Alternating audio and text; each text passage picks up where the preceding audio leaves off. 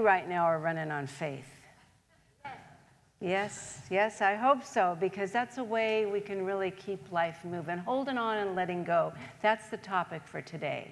And those are not two opposites. Holding on and letting go are like the beautiful dancing partners that move us through life. You know, my 13th century Sufi boyfriend, Rumi, said, life is about balancing, holding on, and letting go. It is, because we're always in this process of evolution, growing and expanding and contracting and becoming.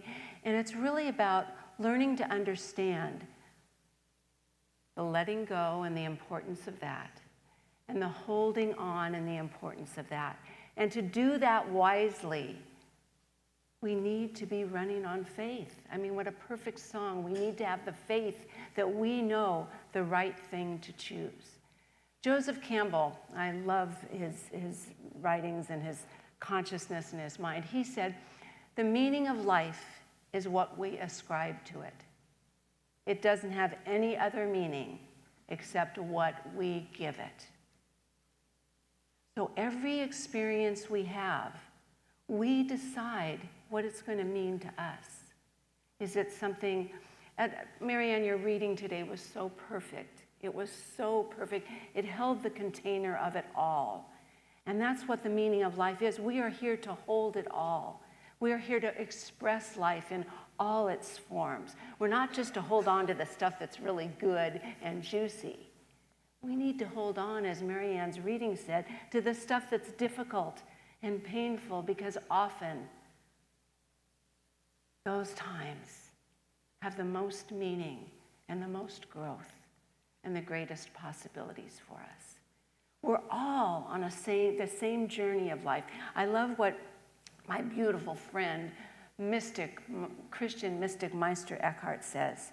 Our destiny in life, where we're all going, not some of us, not all of us know it yet, but where we're all going, we are going to that place of unity where we can see as God sees.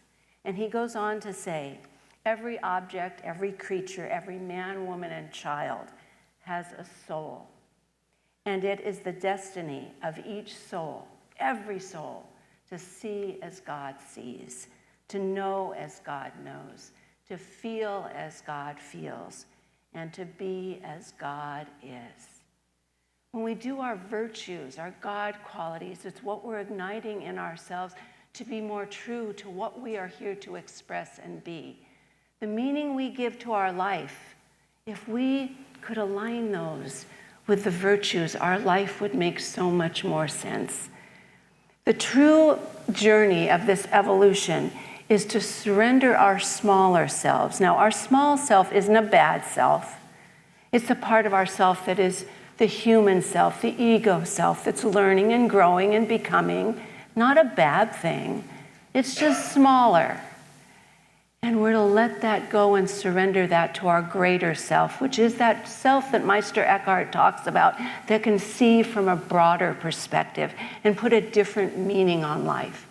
The problem is with the small self is quite emotional.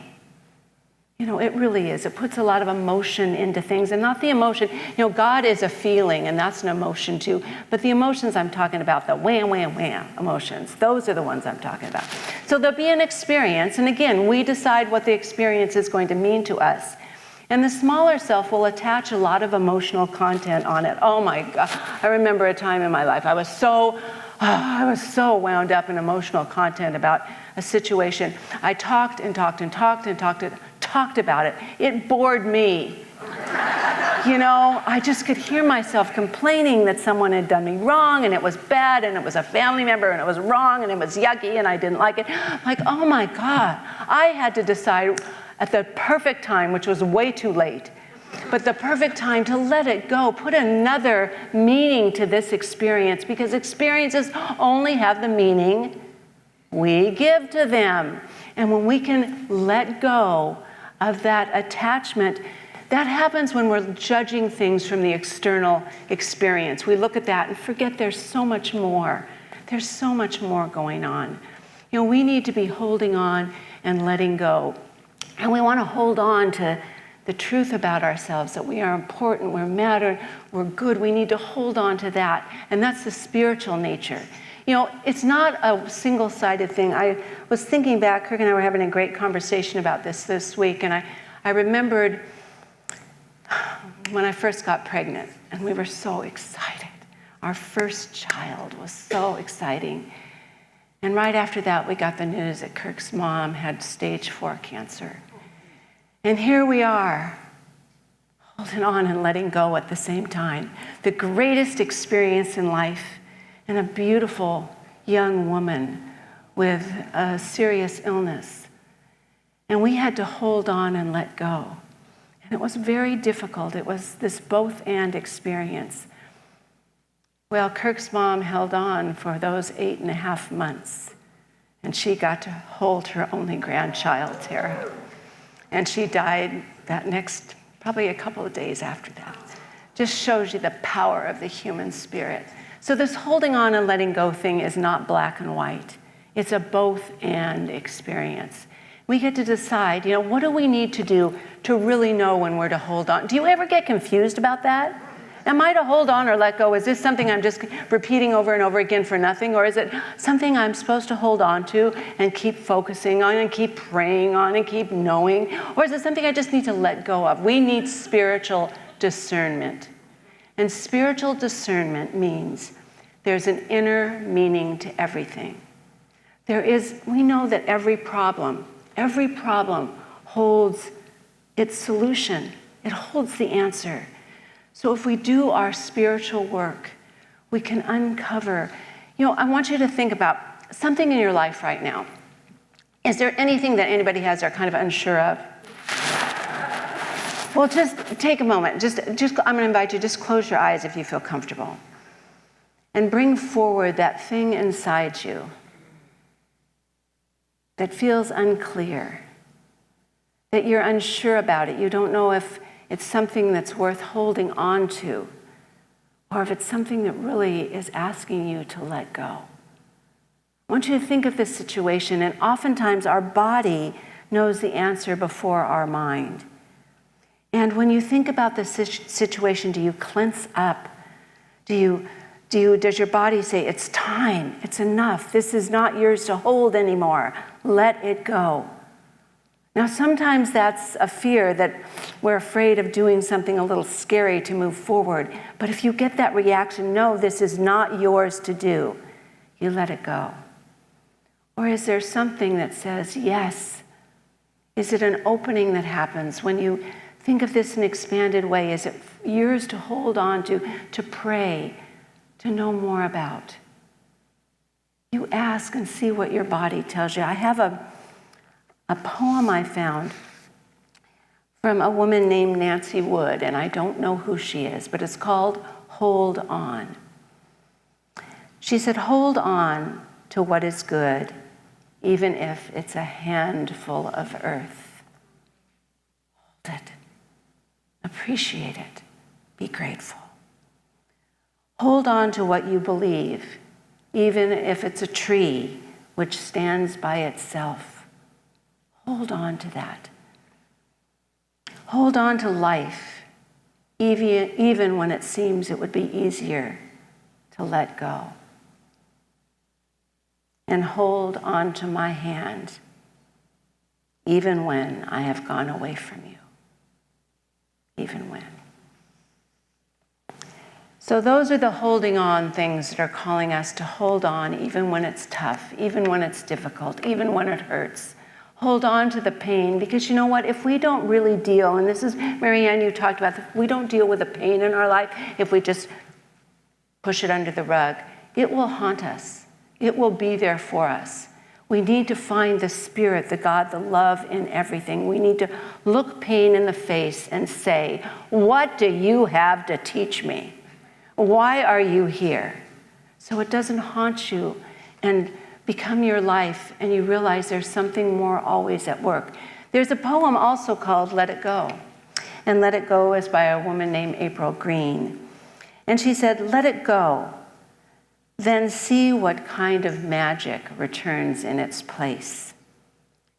Because I promise you, what's for you will never reach you when you're clinging on to something else. We have to make space for whatever it is that wants to appear. Remember, life is evolutionary. We're changing, we're growing. We need to make the space and place for something more to happen. There's always so much more in this world. I think Mary Oliver has the perfect answer to holding on and letting go. She said, to live in this world, you must be able to do 3 things. Number 1, to love what is mortal. And Rob's song ended with love.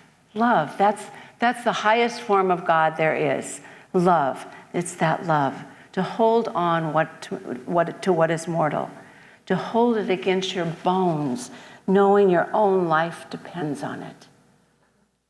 And then, when the time comes to let it go, let it go. That's her advice. Let it go. For me, realizing there's something so much more at work in this life is so important and so helpful. And this is what the conversation Kirk and I were having. We were talking about that time after Tara was born and she was just a little baby, and Kirk's mom had passed. One night he woke up just shortly after we'd had the celebration of life for his mom. And he said, Stan, my soul left my body tonight, and I went to see my mom. And she told me everything's okay.